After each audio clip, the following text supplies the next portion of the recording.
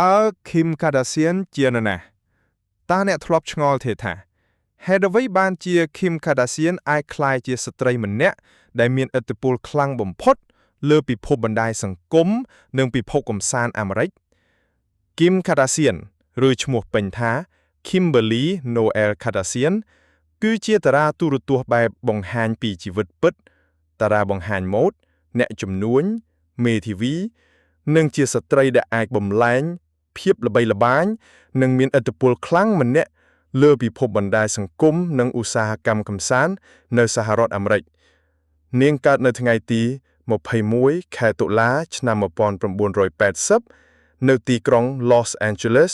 រដ្ឋ California សហរដ្ឋអាមេរិក Kim Kardashian គឺជាកូនស្រីរបស់ Kris Jenner និង Robert Kardashian ម្ដាយរបស់នាងគឺជាស្ត្រីជំនួញនិងជាតារាទូរទស្សន៍ដ៏ល្បីខណៈឪពុករបស់នាងគឺជាមេធាវីមានឈ្មោះល្បីនៅអាមេរិកនាងមានបងប្អូនបង្កើតចំនួន4នាក់រួមមានបងស្រី Kourtney Kardashian Kim Kardashian ខ្លួននាងផ្ទាល់ប្អូនស្រី Khloe Kardashian និងប្អូនប្រុស Rob Kardashian ប៉ុន្តែកុមារភាពរបស់នាងមិនបានស្រស់ស្អាតដោយជីវិតដ៏ប្រណិតសពថ្ងៃនោះទេនៅឆ្នាំ1991 Kim Kardashian មានអាយុជិត11ឆ្នាំឪពុកម្ដាយរបស់នាងបានលែងលះគ្នាបន្ទាប់ពីម្ដាយរបស់នាងសារភាពថាមានទំនាក់ទំនងស្នេហាក្រៅអាពាហ៍ពិពាហ៍ក្រោយការលែងលះ Kris Jenner ម្ដាយរបស់នាងបានរៀបការជាមួយនឹងអត្តពលិកអូឡាំពិកលោក Caitlyn Jenner អតីតឈ្មោះ Bruce Jenner បន្ទាប់មក Kim ក៏មានប្អូនស្រីឪពុកក្រោយចំនួន2នាក់ទៀតគឺប្អូនស្រី Kendall Jenner និងប្អូនស្រី Kylie Jenner ប៉ុន្តែមិនយូរប៉ុន្មានរឿងដ៏ឈឺចាប់មួយបានកើតឡើងឪពុកបង្កើតរបស់នាងគឺលោក Robert Kardashian បានទទួលមរណភាពនៅថ្ងៃទី30ខែកញ្ញាឆ្នាំ2003ក្នុងអាយុ59ឆ្នាំបន្ទាប់ពីការប្រប្រឆាំងនឹងជំងឺមហារីកបំពង់អាហារដែលទើបតែរកឃើញបានរយៈពេលត្រឹមតែ2ខែប៉ុណ្ណោះមុនពេលក្លាយជាតារាល្បីនិងជាមហាសេដ្ឋីដោយសពថ្ងៃ Kim Kardashian បានឆ្លងកាត់ការងារជាច្រើនគឺជាការងារដែលធ្វើឲ្យនាងចាប់ផ្ដើមល្បីគឺការធ្វើជាអ្នករៀបចំសម្លៀកបំពាក់ឲ្យតារាល្បីៗនាងធ្លាប់ធ្វើការជិតស្និទ្ធជាមួយ Paris Hilton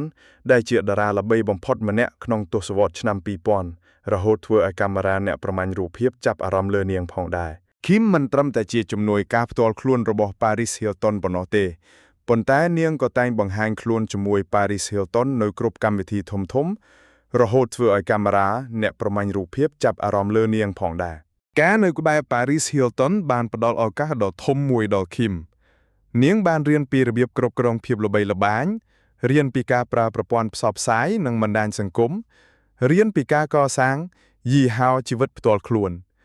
នេះគឺជាមូលដ្ឋានសំខាន់ដែលធ្វើឲ្យ Kim អាចបង្កើតឈ្មោះ Kim Kardashian ឲ្យក្លាយជាម៉ាកដ៏មានតម្លៃមួយកម្មវិធីបង្ហាញពីជីវិតពិតរបស់គ្រួសារនាងដែលផ្លាស់ប្ដូរជីវិតនាងនៅឆ្នាំ2007គ្រួសារ Kardashian បានចាប់ផ្ដើមកម្មវិធីបង្ហាញពីជីវិតពិតដ៏ល្បីមួយមានចំណងជើងថា Keeping Up with the Kardashian កម្មវិធីនេះបានបង្ហាញពីជីវិតពិតរបស់គ្រួសារនាងហើយវាបានក្លាយជាកម្មវិធីដែលទទួលបានអ្នកទស្សនារាប់លានអ្នកទូទាំងពិភពលោកក្រោយមកនាងក៏បន្តជាមួយកម្មវិធីថ្មីឈ្មោះ The Kardashian លើប្រព័ន្ធផ្សព្វផ្សាយ Hulu ផងដែរកម្មវិធីទូរទស្សន៍បង្ហាញពីជីវិតពិតមិនត្រឹមតែធ្វើឲ្យនាងល្បីទេប៉ុន្តែវាបានបំលែងគ្រួសារ Kardashian ទាំងមូលឲ្យក្លាយជាអាណាចក្រប្រព័ន្ធផ្សព្វផ្សាយដ៏ធំមួយដាស់ប៊ូទិកនិងការចាប់ផ្ដើមជំនួញមុនពេលកម្មវិធីទូរទស្សន៍បង្ហាញពីជីវិតពិតផ្ទុះល្បីKim និងបងប្អូនស្រីរបស់នាងបានបើកហាងសម្លៀកបំពាក់មួយឈ្មោះ Das នៅរដ្ឋ California ក្នុងឆ្នាំ2006ហាងនេះបានផ្ដល់បទពិសោធន៍ជំនួញពិតប្រាកដដល់នាងហើយជាជំហានដំបូងក្នុងការក្លាយជាសហគ្រិនជីវិតស្នេហានិងអាពាហ៍ពិពាហ៍ Kim Kardashian ធ្លាប់បានរៀបការស្វាមីចំនួន3លើកទី1 Damon Thomas នាងរៀបការនៅពេលមានអាយុ19ឆ្នាំពួកគេរស់នៅជាមួយគ្នាបាន4ឆ្នាំមុនពេលលែងលះលើកទី2 Kris Humphries អាពាហ៍ពិពាហ៍នេះល្បីខ្លាំងនៅលើសារព័ត៌មានប៉ុន្តែមានរយៈពេលត្រឹមតែ72ថ្ងៃប៉ុណ្ណោះ លើកទី3 Kanye West នេះគឺជាអាពាហ៍ពិពាហ៍ដែលមានរយៈពេលយូរជាងគេពួកគេមានកូនចំនួន4នាក់រួមមានកូនស្រីច្បង North West កូនប្រុសទី2 Sean West កូនស្រីទី3 Chicago West កូនប្រុសពៅ Psan West Kim Kardashian បានដាក់ពាក្យលែងលះជាផ្លូវការជាមួយស្វាមី Kanye West នៅខែកុម្ភៈឆ្នាំ2021ហើយការលែងលះត្រូវបានបញ្ចប់ជាស្ថាពរនៅឆ្នាំ2022អាណាចក្រពាណិជ្ជកម្មរាប់ពាន់លានដុល្លារអាជីវកម្មដែលធ្វើឲ្យនាងក្លាយជាមហាសេដ្ឋី Skims គឺជាក្រុមហ៊ុនជោគជ័យបំផុតរបស់ Kim Kardashian បង្កើតឡើងក្នុងឆ្នាំ2019ក្រុមហ៊ុននេះផ្ដោតលើខោខ្នងរឹបរាងនិងសម្លៀកបំពាក់ដែលមានគ្រប់ទំហំនិងពណ៌ច្រើនសម្រាប់ស្ត្រីគ្រប់រាងកាយ Skims ត្រូវបានគេវាយតម្លៃថាមានតម្លៃរាប់ពាន់លានដុល្លារហើយបានធ្វើឲ្យ Kim ក្លាយជាមហាសេដ្ឋីជាផ្លូវការនាងក៏បានបង្កើតក្រុមហ៊ុន KK Beauty និង SKKN by Kim បន្ថែមទៀតផងដែរតែម្ដងអាជីវកម្មទាំងនេះបានបង្កើតប្រាក់ចំណូលយ៉ាងច្រើនតាមរយៈការលក់អនឡាញនិងឥទ្ធិពលបណ្ដាញសង្គមរបស់នាងពីតារាទូរទស្សន៍បង្ហាញពីជីវិតពិតទៅជាអ្នកសិក្សាច្បាប់អ្វីដែលធ្វើឲ្យមនុស្សជាច្រើនភ្ញាក់ផ្អើលគឺ Kim Kardashian បានចាប់ផ្ដើមសិក្សាច្បាប់ដើម្បីក្លាយជាមេធាវីនាងមិនបានចូលសាលាច្បាប់បែបធម្មតានោះទេប៉ុន្តែនាងជ្រើសរើសការសិក្សាជាមួយមេធាវីនិងចៅក្រមដោយផ្ទាល់ដែលជាវិធីមួយអនុញ្ញាតក្នុងរដ្ឋ California នៅឆ្នាំ2021នាងបានប្រឡងជាប់បន្ទាប់ពីបរាជ័យជាច្រើនដងនាងក៏បានចូលរួមក្នុងការតស៊ូមតិកែតម្រង់ប្រព័ន្ធយុត្តិធម៌ព្រហ្មទណ្ឌនិងជួយដោះលែងអ្នកទោសមួយចំនួនផងដែរករណីល្បីបំផុតគឺការជួយ Alice Marie Johnson ក្នុងឆ្នាំ2018ការប្លន់ដ៏គួរឲ្យរន្ធត់នៅទីក្រុងប៉ារីសខណៈពេលចូលរួមកម្មវិធី Paris Fashion Week នៅឆ្នាំ2016អ្វីដែលបានកើតឡើងមនុស្ស10នាក់រួមមានបុរស9នាក់និងស្ត្រី1នាក់ដែលខ្លះស្លៀកពាក់ឈុតប៉ូលីសបានសម្រុកចូលទៅក្នុងបន្ទប់ស្នាក់នៅរបស់នាងនៅពេលយប់ពួកគេបានប្រើកាំភ្លើងគំរាមនាងចោលបានចងដៃចងជើងរបស់នាងនិងបិទមាត់នាងដោយខ្សែផ្លាស្ទិក